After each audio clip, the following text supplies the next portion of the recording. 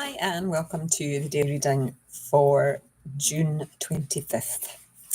And as always, actually my video looks as though it's jumping around, so hopefully it's working okay. But anyway, Jesus Calling, Enjoying Peace in His Presence, and it's by Sarah Young.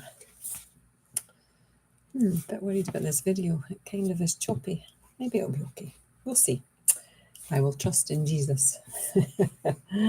Okay, so June 25th. Open your hands and your heart to receive this day as a precious gift from me. I begin each day with a sunrise announcing my radiant presence. By the time you rise from your bed, I have already prepared the way before you. I eagerly await your first conscious thought. I rejoice when you glance my way. Bring me the gift of thanksgiving, which opens your heart to rich communion with me. Because I am God, from whom all blessings flow, thankfulness is the best way to draw near me. Sing praise songs to me. Tell of my wondrous works. Remember that I take great delight in you. I rejoice over you with singing.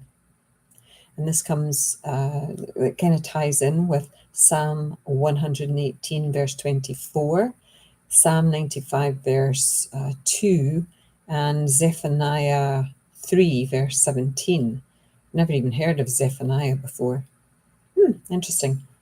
And the other thing about Psalms is I always think of Psalms as being sung, like Psalm 23, the Lord's my shepherd, and it doesn't have anywhere near 24 verses. So I'm thinking, I really should check out the book of Psalms in the Bible and see what the longest Psalm is, because it's not Psalm 23, that's for sure. Anyway, back to this. Open your hands and your heart to receive this day as a precious gift from me. Each day we have in our human life, I think, is a gift from God, and we can use it as best we can, or we can choose not to use it at all and just to sit around and do nothing. And I have to say, I have been guilty of sitting around and doing nothing over the first half of this year, really, or that's how it feels.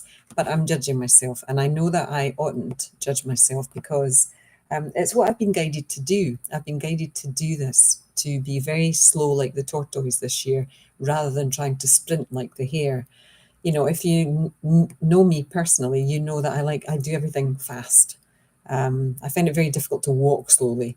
I find it very difficult to write slowly. I find it very difficult to speak slowly. I'm always like the next step ahead.